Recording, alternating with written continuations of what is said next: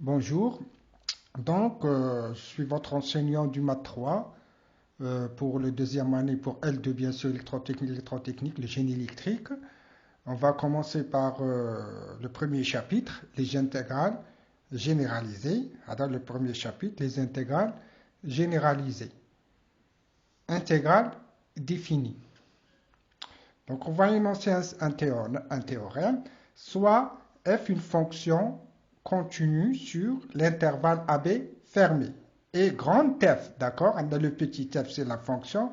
La grande F, c'est la primitive. Et grand F, une primitive de f sur l'intégrale AB fermé. Alors, premièrement, la dérivée de g de x est égale à l'intégrale de a à x, f de x dx. Existe, si elle existe, est égale à f de x, elle est égale à f de x. C'est-à-dire, IENL, g' de x est égal à quoi? F de x. Deuxièmement, l'intégrale de a à b f de x dx est égale grand F de b moins grand F de a. Donc, on a terminé avec le théorème.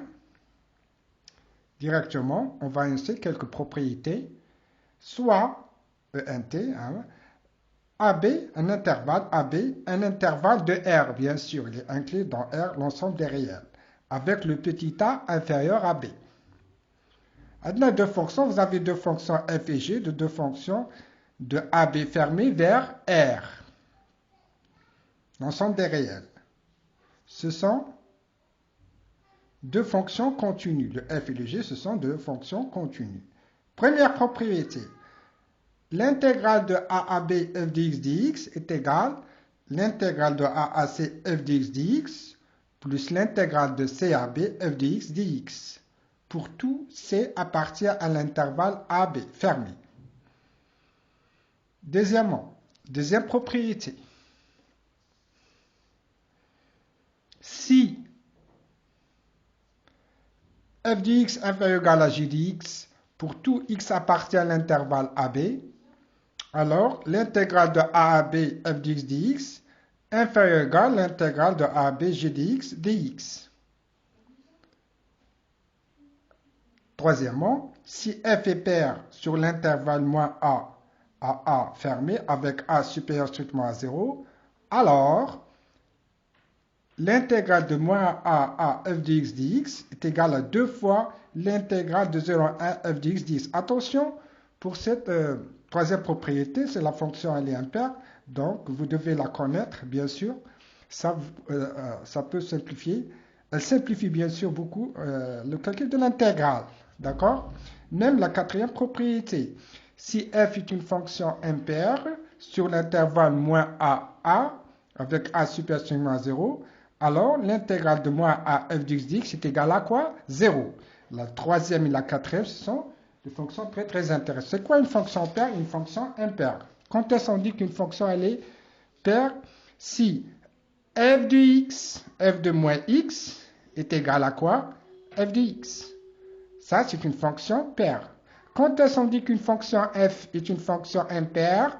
Si f de moins x est égal à moins f de x. Attention pour ces deux fonctions. Ces deux propriétés sont très très importantes. Attention. Donc, deuxièmement, intégrale généralisée ou impropre. Premièrement, une intégrale généralisée de première espèce, puisqu'on va étudier dans le cours Math 3, intégrale généralisée de première espèce et intégrale généralisée de deuxième espèce. D'accord? On a deux sortes d'intégrales généralisées. Pour l'intégrale généralisée de première espèce, on a soit f une fonction définie sur l'intervalle a à plus l'infini fermé et intégrale sur tous les intervalles AB fermés. Pour b supérieur ou égal à a.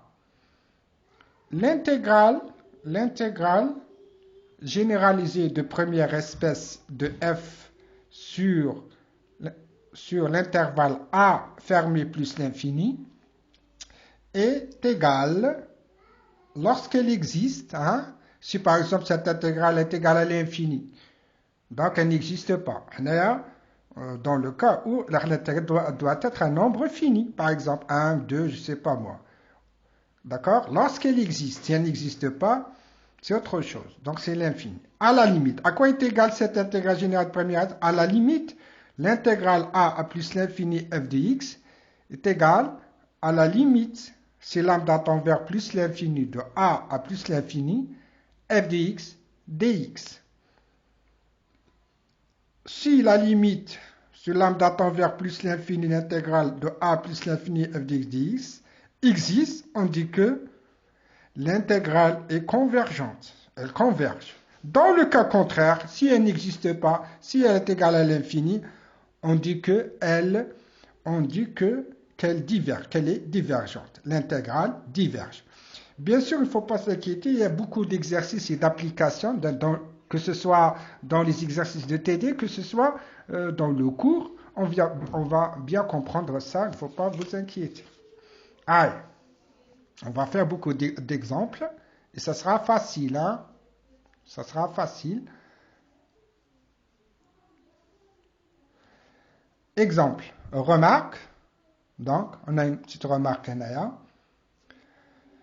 On définit de manière analogue l'intégrale généralisée sur l'intervalle moins l'infini à a, bien sûr. On a défini l'intégrale généralisée sur l'intervalle a plus l'infini. C'est la même chose pour l'intégrale à moins l'infini a. Ça sera la même chose. On va voir ça. Exemple. Donc, on va faire beaucoup d'exemples pour bien comprendre. Donc, étudiant la nature des intégrales suivantes. 1. L'intégrale de moins 1 plus l'infini exponentielle moins x dx. Ah. Donc, ça c'est une intégrale. Qu'est-ce qu'il vous demande? La nature de cette intégrale. C'est-à-dire, est-ce qu'elle converge? Est-ce qu'elle diverge? Ça c'est la question. Quand je vous pose la question, quelle est la nature d'une intégrale? C'est-à-dire, est-ce qu'elle converge? Est-ce qu'elle diverge? Tout d'abord, il faut savoir, on a affaire à quoi? Est-ce que c'est une intégrale généralisée de première espèce ou la deuxième espèce, puis autre chose? Donc, est-ce que c'est une intégrale généralisée de première espèce? Oui. Pourquoi? Parce que l'intégrale a ses bornes 1 plus l'infini. Regardez ici, moins 1 à plus l'infini. Donc, directement, je peux affirmer que c'est une intégrale généralisée de première espèce, puisque vous avez l'infini ici. Exponentielle moins x dx. Tout d'abord, qu'est-ce qu'il faut faire? Il faut remplacer l'infini par lambda. C'est simple. On a remplacé l'infini par lambda, écrit exponentielle moins x dx. L'intégrale de exponentielle moins x, tout le monde le sait. L'intégrale de exponentielle moins x, c'est moins exponentielle moins x. Hein? L'intégrale de exponentielle moins x, c'est moins exponentielle moins x. De moins 1 à lambda. Je remplace x par lambda, ça sera moins exponentielle moins lambda. Je repasse x par lambda. Et je fais moins avec le moins, ça va donner un plus. Et ça sera plus, et je remplace le x par moins 1. Ça sera exponentielle moins 1, ça sera exponentielle 1. Donc, la limite, c'est lambda tend vers plus l'infini. Pourquoi j'ai écrit lambda tend vers plus l'infini? Parce que j'ai remplacé ici l'infini, hein, l'infini par lambda. C'est pourquoi j'écris ici. La limite, c'est lambda tend vers plus l'infini.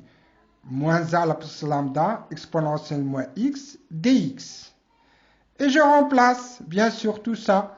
L'intégrale de moins 1 à lambda exponentielle moins x par quoi? Par sa valeur, moins exponentielle moins lambda plus exponentielle 1.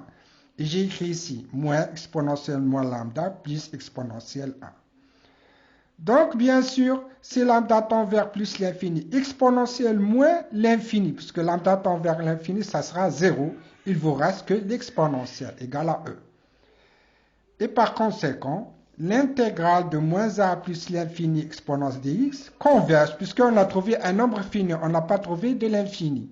Donc ça converge. Si ça converge, on peut écrire la limite de moins a plus l'infini exponence moins dx, si la limite c'est lambda tend vers plus l'infini, l'intégrale moins a à lambda exponence moins 10 est égale à E.